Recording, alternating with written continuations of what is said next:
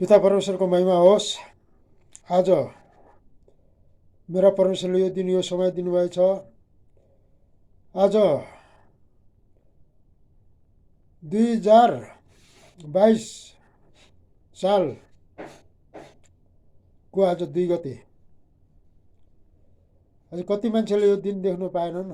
मभन्दा कम उम्रकाहरू आज यो पृथ्वीबाट नाश भएर गएका छन्। तर मेरा परमेश्वरले आज भन्दा 11 वर्ष पहिला मलाई चुन्नु भएर आफ्नो महिमाको लागि उहाँले मलाई बोलाउनु भयो आफ्ना अगुवा पास्टरबाट।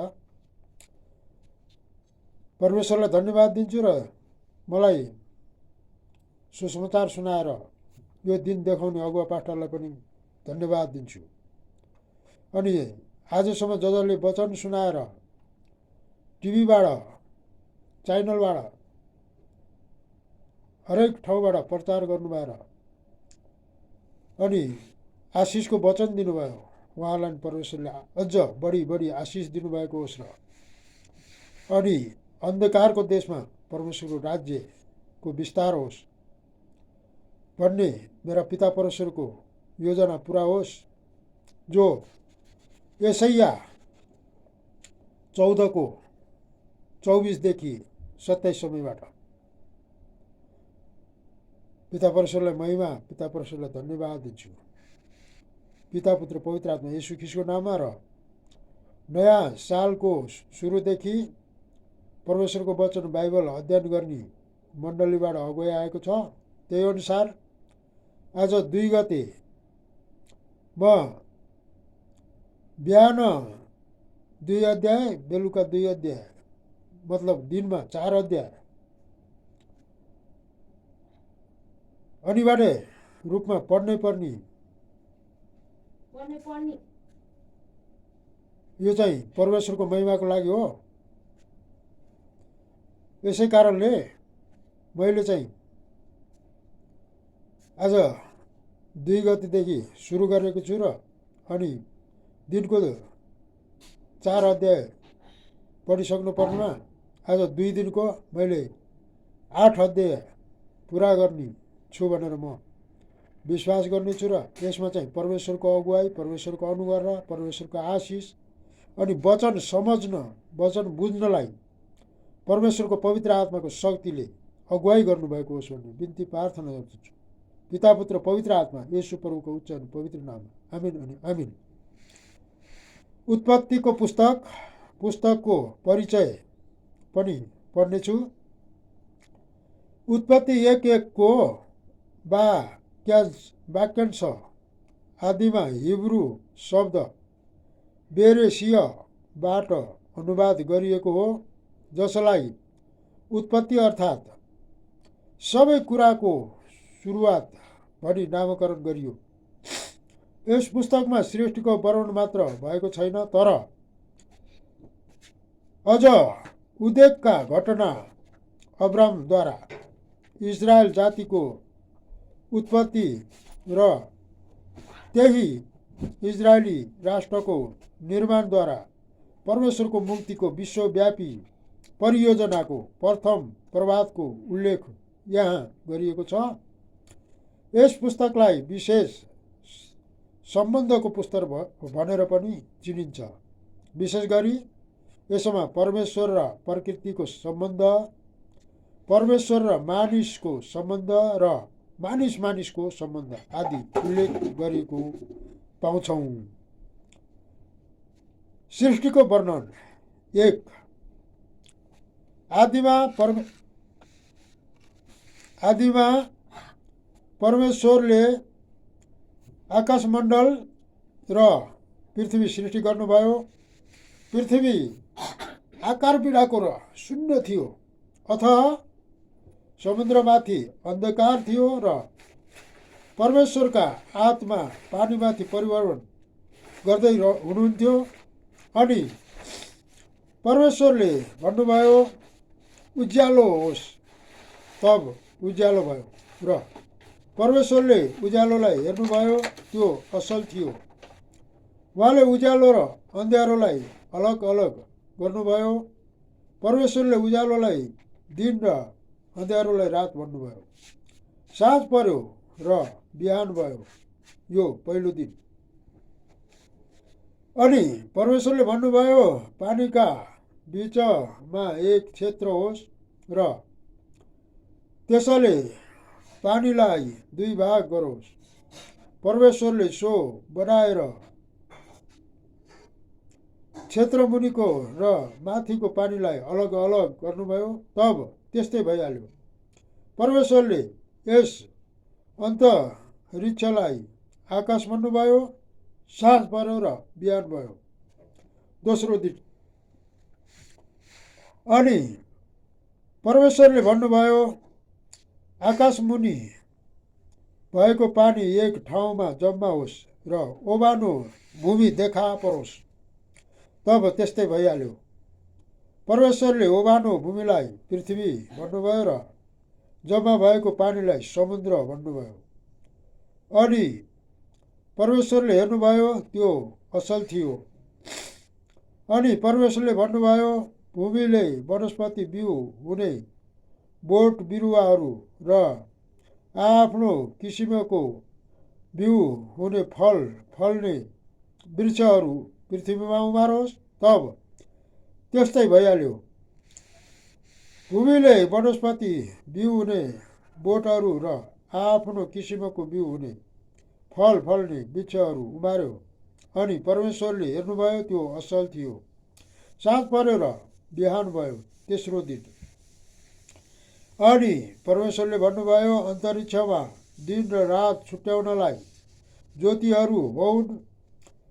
तिनीहरू ऋतुहरू, दिनहरू र वर्षहरू छुट्याउन चिन्हको रूपमा काम गरून्।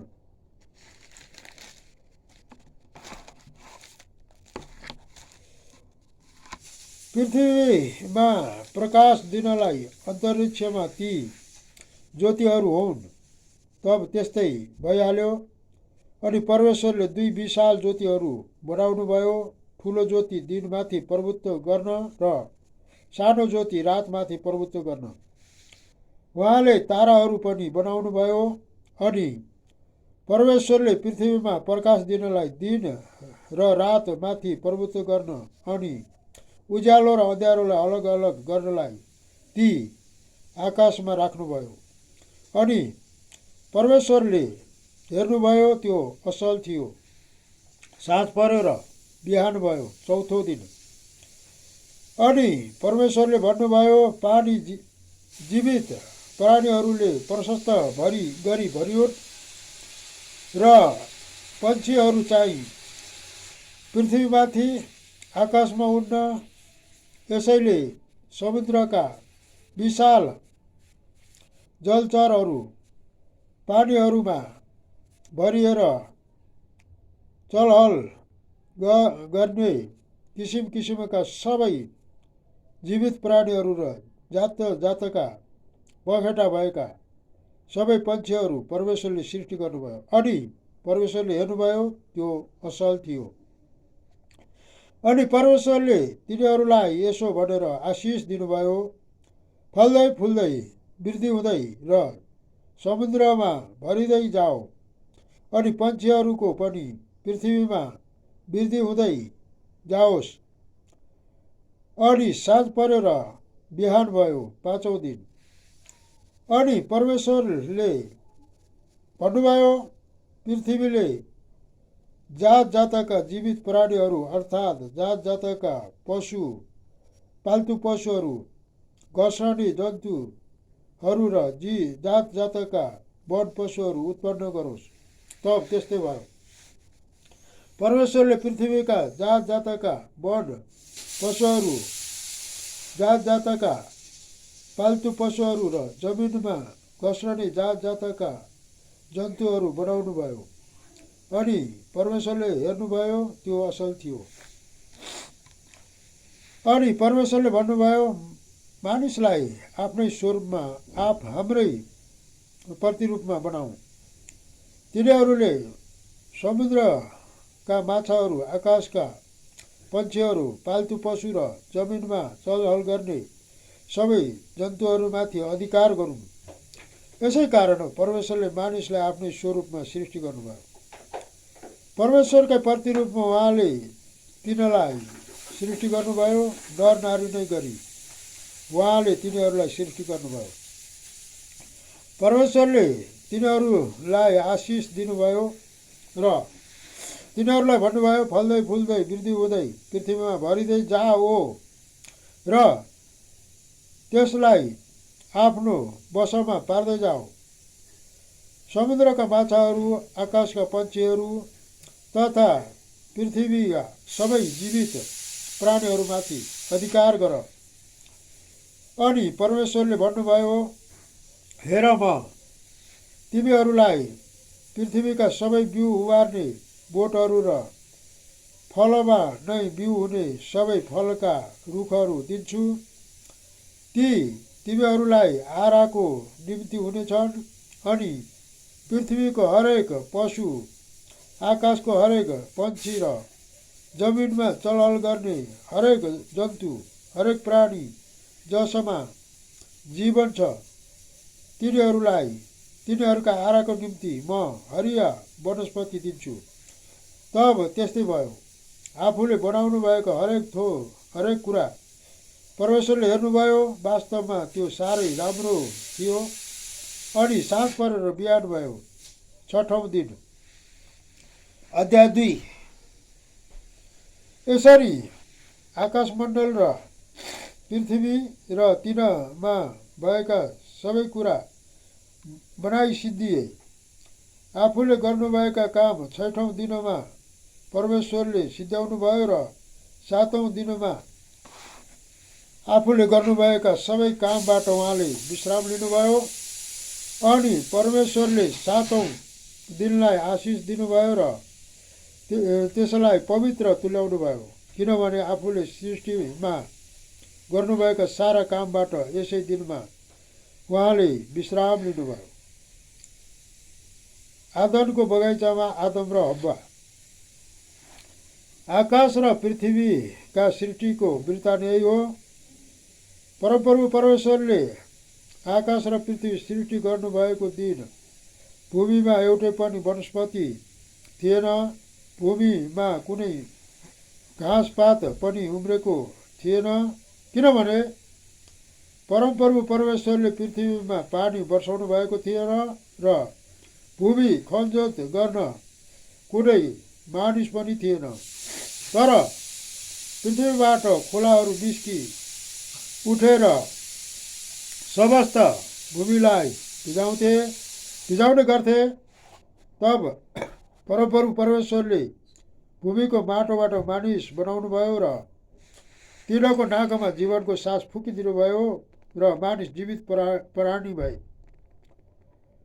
परमप्रभुले पूर्वतिर आदनमा एउटा बगैँचा लगाउनु भयो र उहाँले बनाउनु भएको मानिसलाई त्यहीँ राख्नुभयो। अनि हेर्नमा राम्रो र खानमा असल फल भएको हरेक किसिमको रुख परमप्रभु परमेश्वरले भूमिबाट उमार्नुभयो।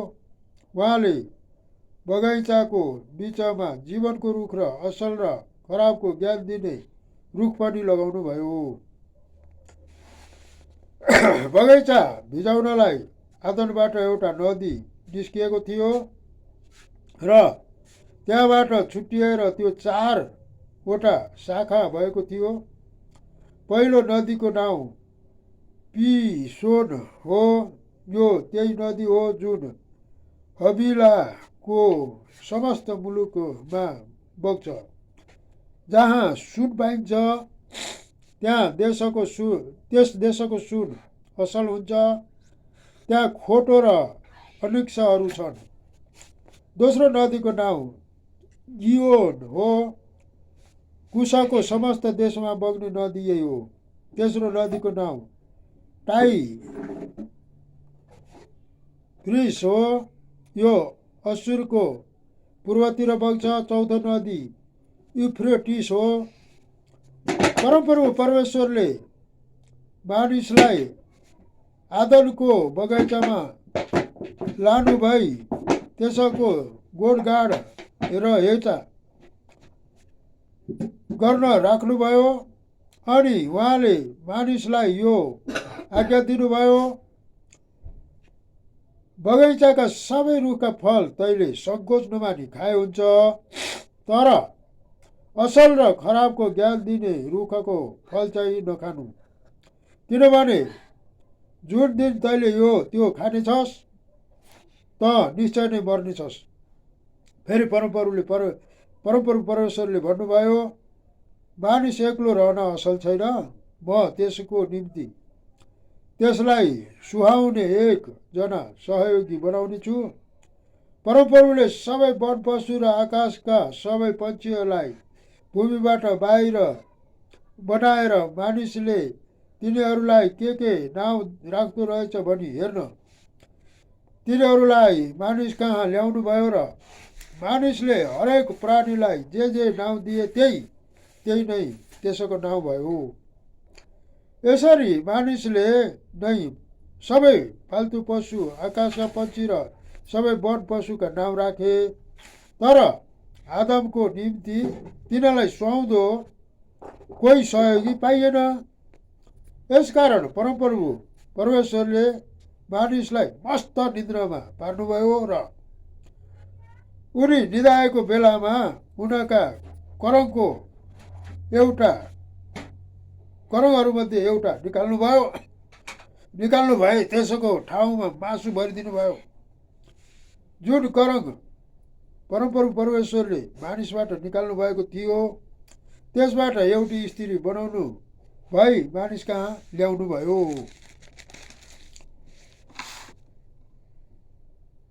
मानिसले भने, यो त मेरै हाडको हाड, मासुको मासु हो। तिनलाई स्त्री भनिनेछ, किनभने तिनी पुरुषबाट निकालेकी थिइन्। यसै कारण मानिसले आफ्ना आमा बुबालाई छोड्छ र आफ्नै पतिसँग मिलिरहन्छ र तिनीहरू एउटै शरीर हुन्छन्। मानिस र तिनकी पत्नी दुवै नाङ्गा थिए र लजाउँदैन थिए। अध्याय 3, मानिसको परीक्षा र पतन। परमप्रभु परमेश्वरले बनाउनु भएको वन पशुहरूमध्ये सर्प सबैभन्दा धूत थियो। त्यसैले यी स्त्रीलाई भन्यो, के परमेश्वरले तिमीहरूलाई बगैँचाको कुनै पनि रुखको फल नखानु भनी भन्नुभएको छ? स्त्रीले सर्पलाई भनिन्, बगैँचाका रुखहरूका फल हामी खान सक्छौँ, तर बगैँचाको बिचमा भएको रुखको फलको विषयमा परमेश्वरले भन्नुभएको छ, त्यो चाहिँ नखानु र नछुनु, नत्र त तिमीहरू मर्छौ। सर्पले स्त्रीलाई भन्यो, तिमीहरू मर्दैनौ, किनकि परमेश्वर जान्नुहुन्छ कि जुन दिन तिमीहरू त्यो खान्छौ त्यही दिन तिमीहरूका आँखा खुल्नेछन् र असल र खराबको ज्ञान पाएर तिमीहरू परमेश्वर जस्तै हुनेछौ। जब स्त्रीले त्यस रुखको फल खानलाई असल र खराब, रहर लाग्दो र बुद्धि पाउनलाई त्यस रुखको चाह गर्नुपर्ने रहेछ भने देखिन्, तब तिनीहरूले त्यस रुखको फल टिपेर खाइन् र आफ्ना पतिलाई पनि दिइन् र उनले पनि खाए। अनि दुवैका आँखा खुल्ले र नाङ्गै पो रहेछौ भनी तिनीहरूले थाहा पाए। अनि अन्जिरका पातहरू गाँसेर आफ्ना निम्ति तिनीहरूले वस्त्र बनाए। अनि साँझपख परमप्रभु परमेश्वर बगैँचामा डुल्दै हुनुहुँदा तिनीहरूले उहाँको स्वर सुनेर मानिस र उनकी पत्नी बगैँचाका रुखहरूका बिचमा परमप्रभु परमेश्वरको नजरबाट लुके। तर परमप्रभु परमेश्वरले मानिसलाई बोलाउनु भयो, त कहाँ छस्? उनीहरूले भने, मैले तपाईँको स्वर बगैँचामा सुने र म डराएँ, किनभने म नाङ्गै थिएँ र म लुकेँ। उहाँले सोध्नुभयो, त नाङ्गै छस् भनेर कसले भन्यो? जुन रुखको फल नखानु भनी मैले तँलाई आज्ञा दिएको थिएँ, के तैँले त्यो खाइस्? मानिसले भने, जुन स्त्री तपाईँले मलाई मसँगै रहन भनी दिनुभएको थियो, त्यसैले मलाई त्यो रुखको फल दिई र मैले खाएँ। अनि परमप्रभु परमेश्वरले स्त्रीलाई भन्नुभयो, तैँले यो के गरिस्? जुन स्त्रीले मानिसलाई दिनुभएको थियो, त्यो स्त्रीले चाहिँ जुन चाहिँ रुखको फल नखानु भनेको थियो त्यो खायो। के खायो थाहा छ? त्यो चाहिँ लालच हो। संसार देखेपछि अनि त्यो पनि चाह गर्ने योजना भयो स्त्रीले गर्यो। अनि यहाँ पापा भन्नुभयो, तैँले यो के गरिस्? स्त्रीले भनिन्, सर्पले मलाई छल गर्यो र मैले त्यो खाएँ। त परमेश्वरले सर्पलाई भन्नुभयो, तैँले यसो गरेको हुनाले त सबै पाल्तु पशुहरू र सबै वन पशुहरूभन्दा ज्यादा श्रापित हुनेछस्। पेटद्वारा त हिँड्नेछस् र तेरो जीवनभरि तैँले माटो खानेछस्। तेरो र स्त्रीको बिचमा र तेरो सन्तान र स्त्रीको सन्तानको बिचमा दुश्मनी हालिदिनेछु। त्यसैले तेरो शिर कुल्चनेछ र तैँले त्यसको कुर्कुच्चो डस्नेछस्। यो चाहिँ बुझ्दाखेरि यहाँ दोष चाहिँ सर्पको भयो, किनभने त्यसले चाहिँ मानिसलाई उचालेको थियो। अनि परमेश्वरले चाहिँ त्यो उचाल्ने जसले यो समाजमा चाहिँ उक्साउँछ, यसलाई बिउ गर, यसलाई नाश गरेर उक्साउँछ गर भनेर, त्यो मानिस चाहिँ सबभन्दा पहिला परमेश्वरको नजरमा दोषी हुने रहेछ भनेर मैले विश्वास गर्न त सक्छु।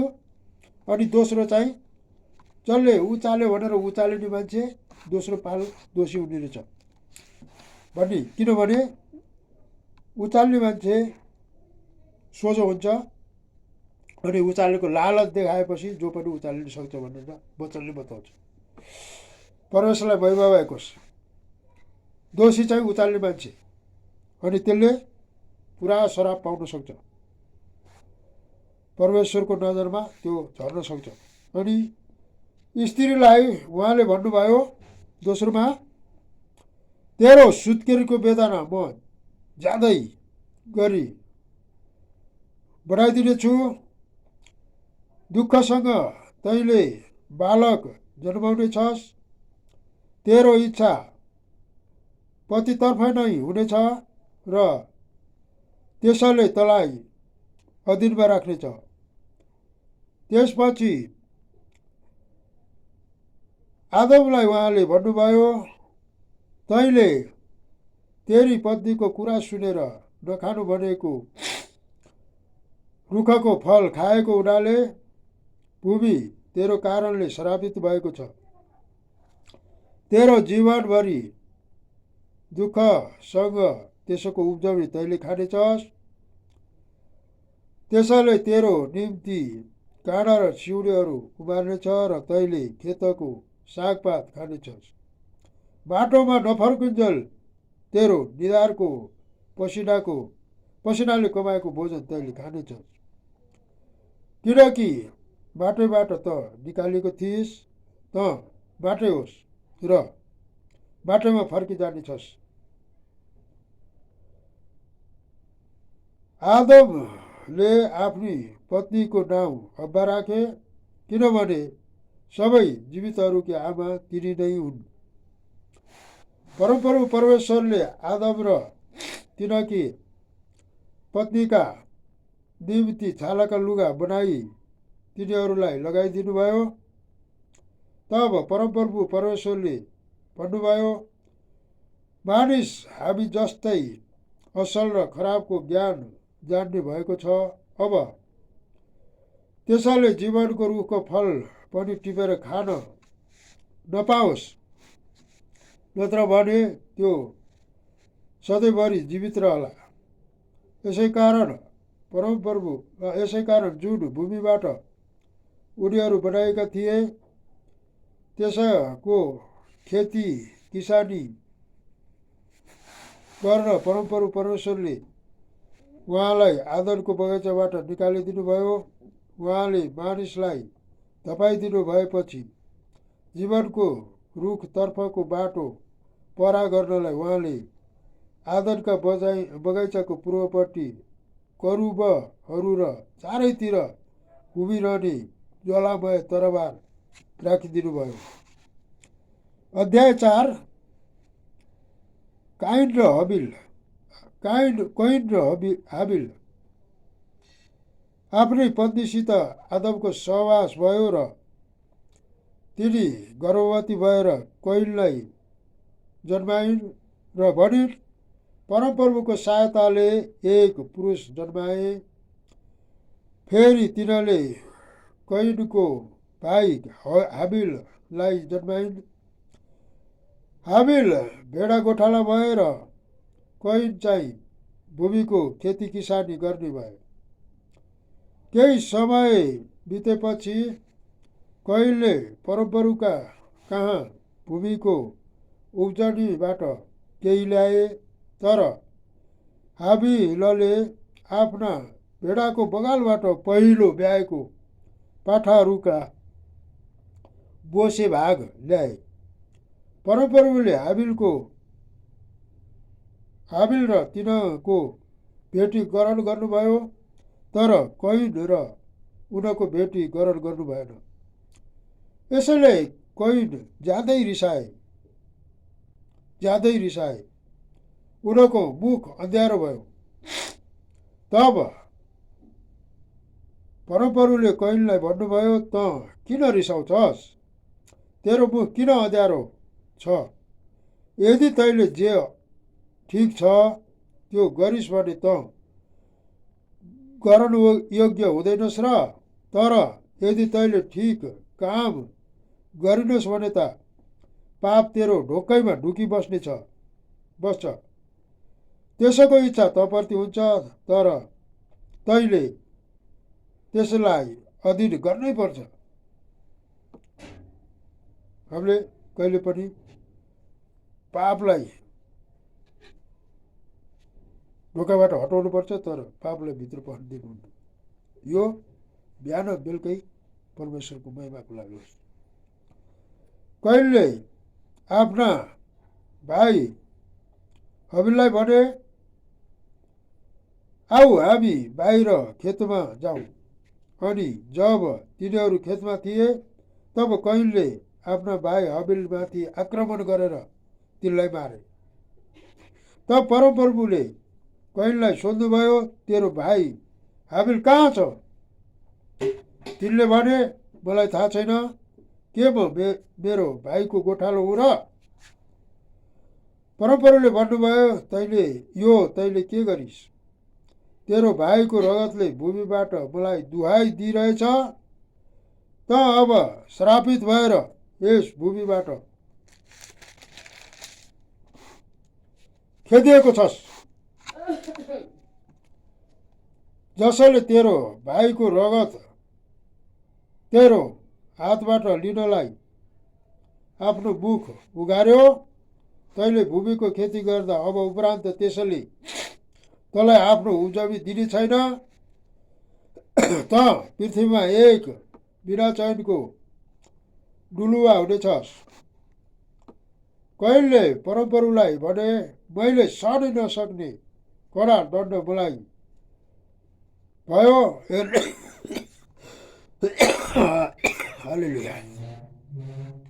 हेर्नुहोस्, आज तपाईँले मलाई यस भूमिबाट निकालिदिनुहुन्छ र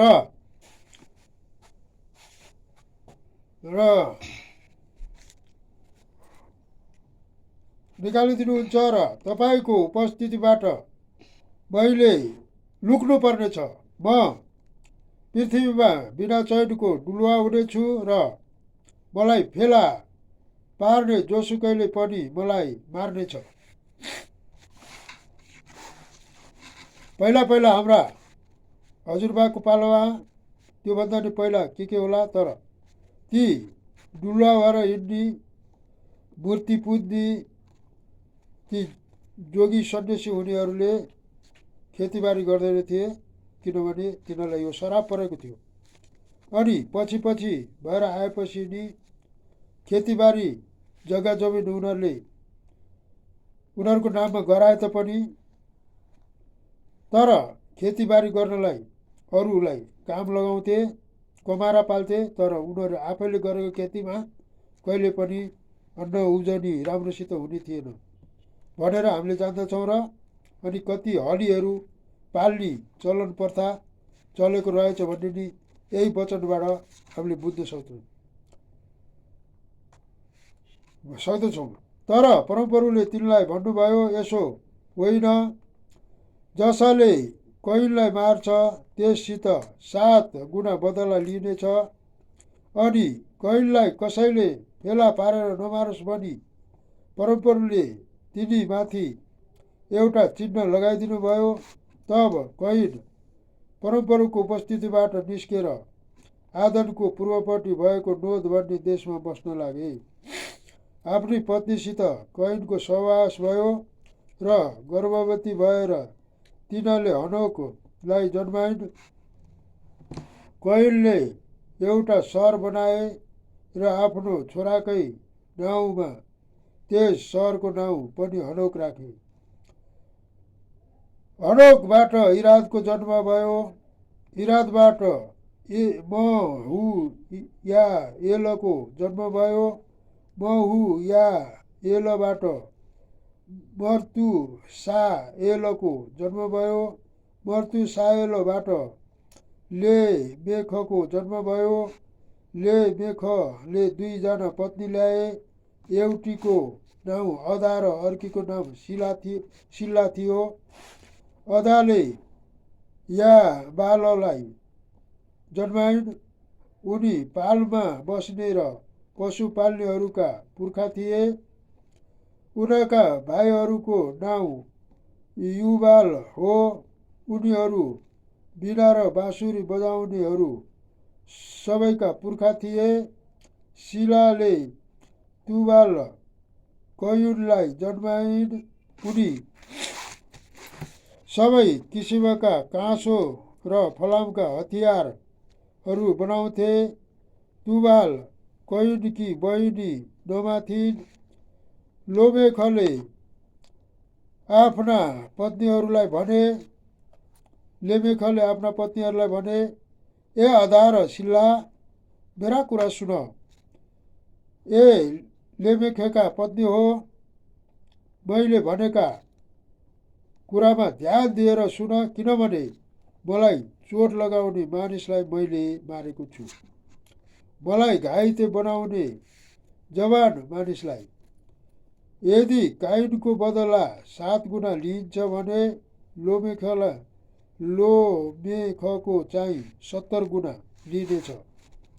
फेरि आफ्नी पत्नीसित आदमको सहवास भयो र तिनले 1 जना छोरा जन्माइन् र तिनको नाउँ यसो भनेर सेत राखिन्। कैनले मारेको हाबिलको सट्टामा परमेश्वरले 1 जना अर्को बालक मलाई दिनुभयो। सेतको पनि 1 जना छोरो भयो र उनको नाउँ एनोस राखियो। त्यस समयदेखि मानिसले परमप्रभुको नाउँको पुकारा गर्न सुरु गरे। अब अध्याय 5, आदमदेखि नोआसम्मको वंशावली। आदमको लिखित वंश विवरण यही हो। परमेश्वरले मानिसलाई सृष्टि गर्नु हुँदा उहाँले उनलाई आफ्नै प्रतिरूपमा बनाउनु भयो। उहाँले तिनीहरूलाई नर र नारी गरी सृष्टि गर्नुभयो। तिनीहरूको सृष्टि भएको दिन उहाँले तिनीहरूलाई आशिष दिनुभयो र मानिस नाउँ दिनुभयो। आदमको उमेर 130 वर्षको हुँदा उनको आफ्नै प्रतिरूपमा एउटा छोरो जन्म्यो। उनले त्यसको नाउँ सेत राखे। सेतको जन्म भएपछि आदम 800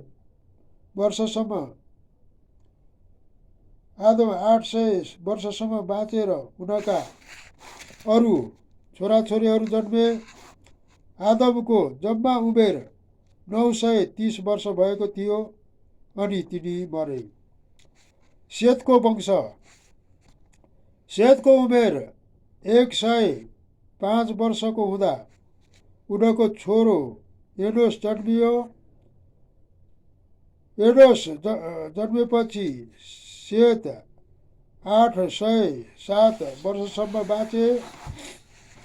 उनका अरू छोराछोरीहरू जन्मे। सेतको जम्मा उमेर 912 वर्ष भएको थियो अनि उनी मरे। एनोसको उमेर 90 वर्षको हुँदा उनको छोरो केनान जन्मियो। केनान जन्मेपछि एनोस 815 वर्षसम्म बाँचे र उनका अरू छोराछोरीहरू जन्मे। एनोसको जम्मा उमेर 905 वर्ष भएको थियो अनि उनी मरे। केनानको उमेर 70 वर्षको हुँदा उनको छोरो महलालेल जन्मियो। महलालेल जन्मेपछि केनान 840 वर्षसम्म बाँचे अनि उनका अरू छोराछोरीहरू जन्मे। केनानको जम्मा उमेर 910 वर्ष भएको थियो अनि उनी मरे। महलालेलको उमेर 65 वर्षको हुँदा उनको छोरो येरेद जन्मियो। येरेद जन्मेपछि महलालेल 830 वर्षसम्म बाँचे। उनका अरू छोराछोरीहरू जन्मे। महलालेलको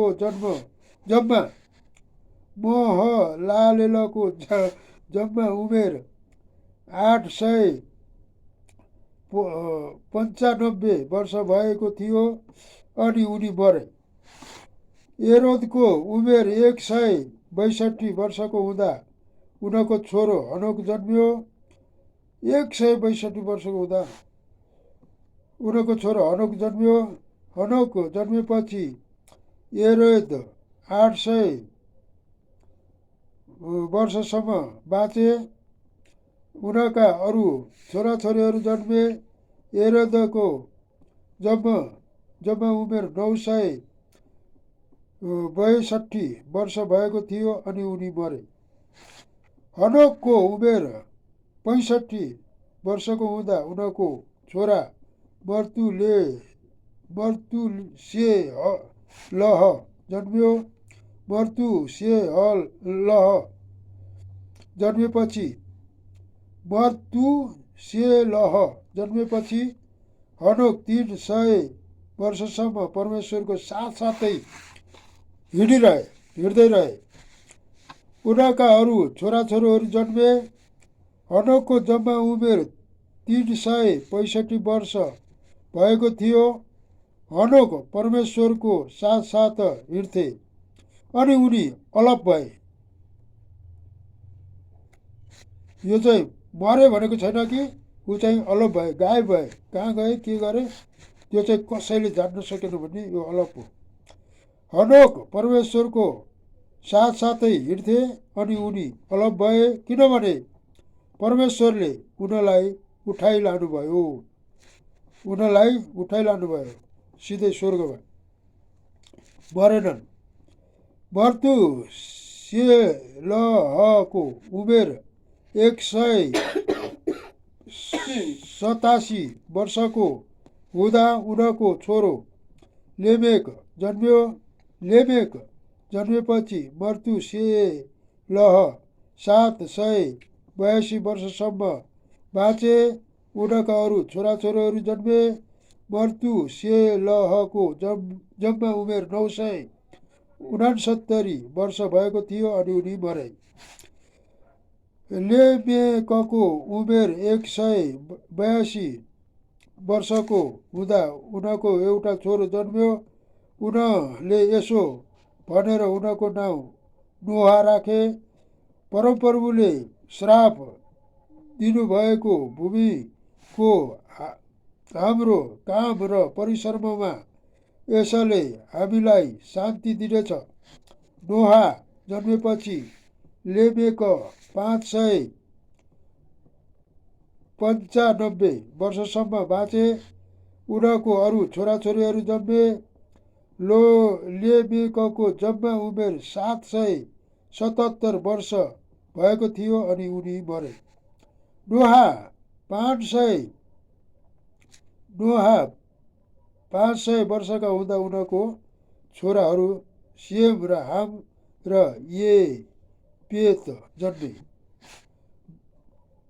अध्याय 6 नोहा र जल प्रलय। जब मानिसहरूको सङ्ख्या पृथ्वीमा बढ्दै गयो र तिनीहरूका छोराहरू जन्मे, तब परमेश्वरका छोराहरूमध्ये मानिसहरूका छोराहरूलाई सुन्दरी देखेर आफ्ना रुचिका पत्नीहरू ल्याए। तब परमप्रभुले भन्नुभयो, मेरो आत्माले मानिसहरूसँग सधैँ सङ्घर्ष गर्ने छैन, किनभने त्यो मरणशील हो। त्यसको उमेर 120 वर्ष हुनेछ।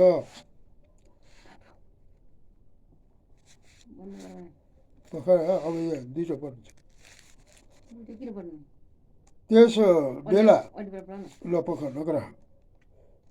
त्यस बेला त्यसपछि पनि पृथ्वीमा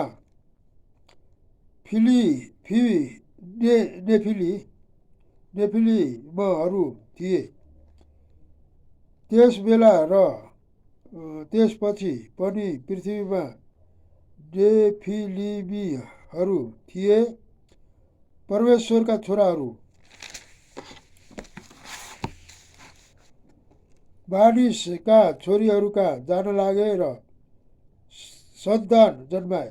तिनीहरू नै उहिलेका सुरवीर र नाउँ चलेका मानिसहरू थिए। पृथ्वीमा मानिसहरूको दुष्टता बढी भएको र तिनीहरूका हृदयका विचार जुनसुकै पनि भावना निरन्तर खराब मात्रै भएको परमप्रभुले देख्नुभयो। पृथ्वीमा मानिसलाई बनाउनु भएकोमा परमप्रभुले अफसोस गर्नुभयो र उहाँ मनमा साह्रै दुखित हुनुभयो। यसकारण परमप्रभुले भन्नुभयो, मैले सृष्टि गरेको मानिसलाई पृथ्वीबाट म मेटिदिनेछु। मानिस के घस्रिने जन्तु के आकाशका पक्षी सबैलाई, किनभने ती बनाएकोमा मलाई दुःख लागेको छ। तर नोहामाथि चाहिँ परमप्रभुको अनुग्रह भयो। परमप्रभुको अनुग्रह भयो। नोहाको वृत्तान्त यही हो। आफ्ना पुस्तामा नोहा धर्मी र निर्दोष मानिस थिए। उनी परमेश्वरको साथसाथै हिँड्ने गर्थे। नोहाका 3 जना छोराहरू जन्मे, सेम, हाम र येपेत। परमप्रभुको दृष्टिमा पृथ्वी भ्रष्ट भएको र उपद्रवले भरिएको थियो। जब परमप्रभुले पृथ्वीमाथि दृष्टि गर्नुभयो, तब त्यो भ्रष्ट भएको देख्नुभयो, किनकि पृथ्वीमा भएका सबै मानिसहरूले आफ्ना चालचलन भ्रष्ट पारिसकेका थिए। यसकारण परमेश्वरले नोहालाई भन्नुभयो, सबै मानिसहरूको अन्त्य गर्ने मैले अठोट गरेको छु, किनभने पृथ्वी तिनीहरूद्वारा उपद्रवले भरिएको छ। हेर म तिनीहरूलाई पृथ्वी समेत नाश गर्नेछु।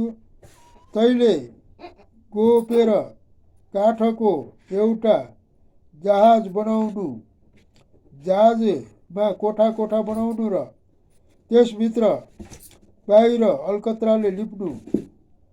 तैँले त्यो यसरी बनाउनु, जहाजको लम्बाइ 140 मिटर, चौडाइ 23 मिटर र उचाइ 14 मिटर होस्। जहाजमा उज्यालो आओस् भनेर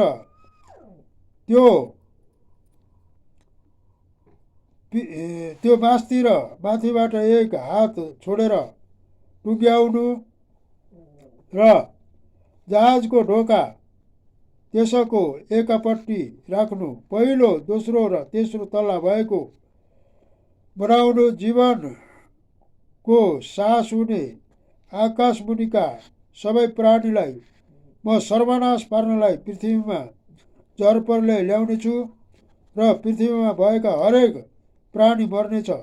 तर तँसँग चाहिँ म आफ्नो करार स्थापित गर्नेछु। त तेरा छोराछोरीहरू र तेरी पत्नी र तेरा बुहारीहरू समेत जहाजमा आउनेछस्। सबै जीवित प्राणीहरू मध्ये हरेक जातका भाले र पोथी 2 गरी जहाजमा ले र तिनीहरू पनि तसँग बाँचिरहन्।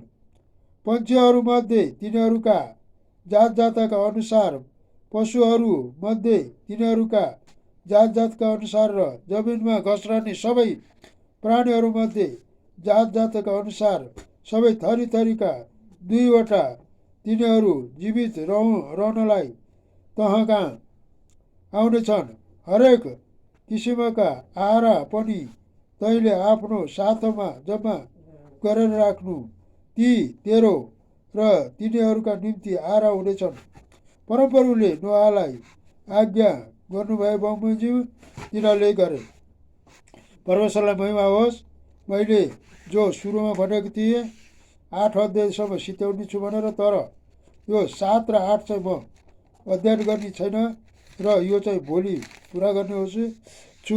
परमेश्वरलाई महिमा भएको होस्। परमेश्वर वचनमा क्षमा गर्नुभएको होस्। मेरा परमेश्वर पवित्र आत्मा, तपाईँलाई धन्यवाद दिन्छु। यो जीवित वचनबाट धेरै धेरै आशिष दिनुहोस् र अनि तपाईँले गहिरका गुप्तका कुराहरूको अगुवाई देखाउनुहोस् भनेर हामी प्रार्थना गर्नेछौँ। अनि यो पढाइ अध्ययनलाई यी समाप्त गर्नेछौँ। पिता, पुत्र, पवित्र आत्मा, येशू प्रभुको उच्च अनि पवित्र नाममा आजलाई, येशूको नाममा, आमेन।